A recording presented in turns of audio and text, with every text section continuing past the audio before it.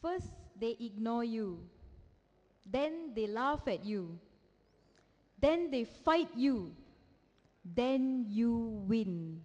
Mahatma Gandhi. Tuan Pengerusi Majlis yang saya hormati, pimpinan Parti Pakatan Rakyat, DAP, PKR dan PAS yang saya kagumi, rakan-rakan seperjuangan saya serta hadirin sekalian. Tachahau? Tachahau? Very good. Anbergele, yang inia wana kete, unglekelam nanti rivita kolgiren. Salam sejahtera, salam reformasi, salam perjuangan dan salam bersih. Saya ucapkan kepada semua yang hadir dalam Konvensyen Rakyat 2012 dan selamat Hari Pekerja kepada semua yang hadir di sini. Cuma kali ini, kerja kita adalah untuk memastikan negara Malaysia ini akan diselamatkan dari cengkaman kuku besi ala Abu Jahal Barisan Nasional. Hadirin sekalian, negara Malaysia merupakan negara yang kaya dari segi sumber asli, kaya dalam kebudayaan dan kaya dalam persaudaraan di antara kaum. Tetapi hakikatnya, dengan pemerintahan jahil kerajaan kita ini yang bermaharajalela dengan hasil yang dirompak dari rakyat, cita-cita anda dan saya, cita-cita anak Malaysia direncat apabila rasuah dan korupsi membara. Sejarah tanah air ini berbirai dan berbingkaikan peristiwa-peristiwa kebangkitan rakyat yang sudah masak dengan perangai buruk pemerintah yang menggunakan fitnah dan taktik kotor untuk memperdayakan rakyat. 709, 428, Bersih 2.0, Bersih 3.0. Ratusan ribuan rakyat Malaysia telah membanjiri jalanan di ibu negara Kuala Lumpur serta bandar-bandar lain di Malaysia. Malah rakyat Malaysia di hampir 80 negara telah bangkit dengan satu konsep solidariti untuk menuntut pilihan raya yang bersih, adil dan bebas. Rakyat Malaysia sedar bahawa nilai setiap undi ataupun the value of each vote sekarang ini jauh lebih rendah dari nilai undi pada tahun 2008.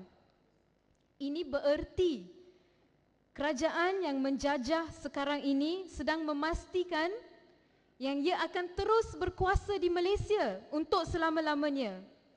Kerajaan yang melawan bermati-matian menentang rakyat jelata dalam Perhimpunan Aman Bersih 2 dan Perhimpunan Aman Duduk Bantah Bersih 3 yang hanya menuntut pilihan raya yang bersih, adil dan bebas. Nampaknya sebuah kerajaan yang sebenarnya menyokong pilihan raya yang kotor. Pakatan Rakyat akan tetap berjuang bersama rakyat untuk menuntut pilihan raya yang bersih, adil dan bebas di bumi Malaysia ini. Saudara-saudari yang saya kasihi sekalian, penyelewengan yang berleluasa dalam sistem pilihan raya kita yang disahkan oleh Suruhanjaya Pilihan Raya atau lebih dikenali sebagai Suruhanjaya Penipu Rakyat menunjukkan bahawa ianya tidak lagi satu badan yang bebas walaupun pengerusinya dilantik oleh Yang di-Pertuan Agong selepas konsultasi Majlis Raja-Raja. Yang nyata, Suruhanjaya Pilihan Raya sebenarnya bukan menyuruh tapi mengikut suruhan Kerajaan Barisan Nasional ini. Sesi debat Parlimen Dewan Rakyat yang ke-12 baru-baru ini di atas laporan Jawatankuasa khas berhubung dengan penambahbaikan proses pilihan raya merupakan satu episod yang amat memalukan dalam sejarah Parlimen Malaysia dalam 55 tahun ini. Usul penambahbaikan sistem pilihan raya versi Barisan Nasional diundi tanpa debat dan dalam keadaan huru-hara ni dalam parlimen ya, dan riuh rendah dipersetujui dengan kebanyakan dari ahli parlimen yang tidak tahu apa yang sedang berlaku. Isu yang ingin dibangkitkan oleh ahli-ahli Parlimen Pakatan Rakyat adalah kegagalan Suruhanjaya Pilihan Raya untuk memastikan senarai daftar pemilih bersih dan komprehensif. Satu prasyarat yang wajib untuk pengendalian proses pilihan raya secara bersih, bebas dan adil menjelang pilihan raya umum yang ke-13. Dan ini berita baru yang saya terima, ada komponen parti baru dah masuk Barisan Nasional. Nama parti itu PSPR, Parti Suruhanjaya Pilihan Raya.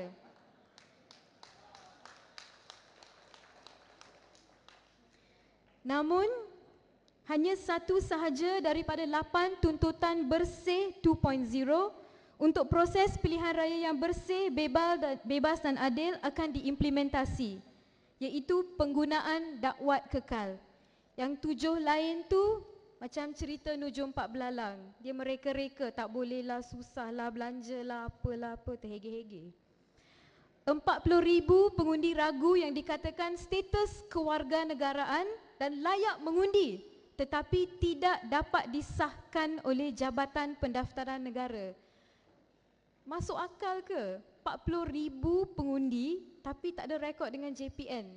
Anjing, kucing, zombie, hantu, lembu yang duduk di kondo. Tekaan saudara-saudari sama dengan tekaan saya. SPR telah menyatakan bahawa ianya tidak berkuasa untuk membersihkan senarai tersebut. Nama pengundi yang melebihi 100 tahun nama pengundi yang melebihi 100 tahun berlambak dalam senarai daftar pemilih. Dalam daftar pemilih induk SPR terdapat lebih dari 1,000 pengundi yang berumur dari 100 tahun dan 19 yang lahir sebelum tahun 1900. Senarai pengundi ragu yang menggunakan kad pengenalan yang bertentangan jantina, di mana didapati ada 15,000 pengundi yang nombor kad pengenalan berakhir dengan nombor genap untuk wanita tetapi didaftarkan sebagai pengundi lelaki dan sebaliknya. Hadirin sekalian, ini semua adalah tip of the iceberg on irregularities of the electoral roll. Mengapa SPR terhege-hege untuk menambah baik proses pilihan raya dan memastikan pilihan raya yang bersih, adil dan bebas yang berlandaskan semangat Perlembagaan Persekutuan Malaysia? Siapa yang ingin SPR selindung? Siapa yang SPR berikan immunity? Siapa diperkudakan siapa? Tanpa perubahan dalam tonggak pimpinan negara ini, Malaysia akan terus merempat dan akan terus tertindas kronisma, nepotisma, rasuah, politik kotor, politik longkang, penyalahgunaan kuasa, penyelewengan wang, sentimen perkauman, fitnah dan khianat akan terus berleluasa. Dengan keadaan sebegini, dapatkah rakyat Malaysia menyaksikan PRU 13 sebagai pilihan raya yang bersih, adil dan bebas, selaras dengan kenyataan Perdana Menteri Datuk Seri Najib bahawa negara Malaysia mempunyai sistem demokrasi yang terbaik di dunia?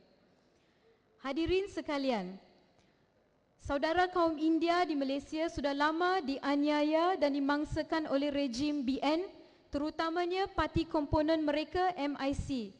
Singkatan sebenar adalah Make Indians Cry. Saya salahkan satu-satunya parti yang kononnya memperjuangkan hak dan aspirasi kaum India di Malaysia, MIC, yang kini menyebabkan kaum India di Malaysia terus terbenam dalam status sosial yang terbawah di Malaysia. Harapkan pagar, pagar makan padi. Kaum India perlu diberi peluang pekerjaan yang sama di sektor pekerjaan berdasarkan kota yang ditetapkan. Skim perumahan mampu milik atau flat mampu milik harus dibangunkan di kawasan setinggan dengan populasi kaum India yang tinggal di sana serta akses untuk perolehan maklumat berkenaan dengan skim tersebut. Dalam rancangan Malaysia ketiga tahun 76 hingga 80, kerajaan telah memperuntukkan 10 juta ringgit untuk menyediakan pinjaman dengan kadar faedah yang rendah untuk memberi peluang kepada pekerja-pekerja ladang untuk membeli rumah mampu milik. Kementerian Perumahan dan Kerajaan Tempatan yang mengendalikan peruntukan tersebut telah menghentikan pembayaran pada tahun 1980 tanpa apa-apa perincian atau penjelasan. Banci yang terperinci haruslah dilakukan untuk mengenal pasti sesiapa yang tiada dokumentasi pengenalan yang asas seperti sijil beranak dan kad pengenalan dan mesti diberi bantuan oleh kerajaan. Sekolah Tamil di Malaysia mesti diberi bantuan penuh oleh Kementerian Pelajaran yang memayungi hal ehwal pendidikan di Malaysia. Perwakilan kaum India di kalangan pemimpin negara adalah mustahak untuk memastikan pengimplementasian program yang menitik beratkan keperluan kaum India di negara ini. Masalah atau predikamen kaum India di Malaysia bukanlah sesuatu yang baru. Hakikatnya, Kerajaan Barisan Nasional berusaha selama 54 tahun untuk mengenal pasti dan masih sedang mengenal pasti masalah-masalah yang sedang dihadapi oleh kaum India di Malaysia. Hadirin sekalian, Pakatan Rakyat sebagai permuafakatan politik mengangkat satu rencana dasar dan kebijakan yang menyeluruh untuk membela rakyat melalui dasar bersama yang berlandaskan 4 kerangka asas, iaitu demokrasi yang telus dan tulen untuk memperkasakan ketuanan rakyat, memacu ekonomi berprestasi tinggi yang mampan untuk menjana kemakmuran dan kebajikan kepada semua secara adil, keadilan sosial bagi menjamin pembangunan insan secara menyeluruh dan hubungan persekutuan negeri dan dasar luar negara yang adil setara. Pakatan Rakyat memberi komitmen penuh untuk memperjuangkan nasib golongan yang tertindas untuk mencapai status sebuah negara di mana setiap rakyat Malaysia akan diberi layanan yang sama tanpa mengira kaum dan agama untuk melahirkan sebuah Malaysia untuk rakyat Malaysia. The birth and the longevity of a Malaysian Malaysia. A few months ago, our Prime Minister Najib Tun Razak made a public apology. Like his inexplicable One Malaysia scam, no one really knows why he apologized and what is he apologizing for. But I'd like to throw him a few questions. Najib, if you're listening, are you apologizing for the death of Teo Bing Hock, A. Kugan and Ahmad Sarbaini? Are you apologizing for the hundreds of stateless Indians without birth certificates and ICs? Are you apologizing for 60% of hardcore poor in Malaysia made up by Malays? Are you apologizing for Chinese schools to be financial victims of the Ministry of Education? Are you apologizing for the NFC scandal? Are you apologizing for Bukit Merah? Are you apologizing for Linus?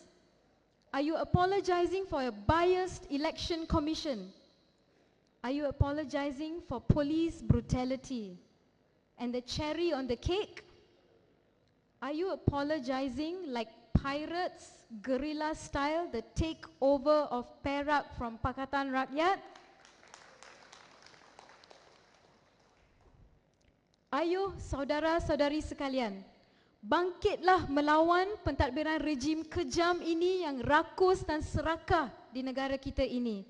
Dengan harapan baru yang diterangi kerajaan yang telus, kompeten dan bertanggungjawab, rakyat Malaysia akhirnya boleh mengejar impian mereka, tidak kira sejauh mana dia hendak pergi. Kerajaan Pakatan Rakyat adalah kerajaan yang diharap akan membuka peluang kepada rakyatnya menikmati kebebasan, keadilan dan demokrasi, kemakmuran dan persaudaraan rakyat. Sebelum saya mengundur diri, saya ingin berkongsi serangkap pantun oleh Abang Mat Sabu. Berjumpa beluka di hutan belantara, asam paya tumbuh di bumi. Sila bubar parlimen segera, Putrajaya idaman kami. Dengan ini saya mengakhiri hujah saya dengan mesej kepada keluarga Pakatan Rakyat untuk menjayakan perubahan yang amat diperlukan di Malaysia dalam bentuk pendemokrasian, keadilan dan kemaslahatan ekonomi bagi mencapai impian bangsa Malaysia untuk Malaysia yang lebih makmur, demokratik dan bermaruah.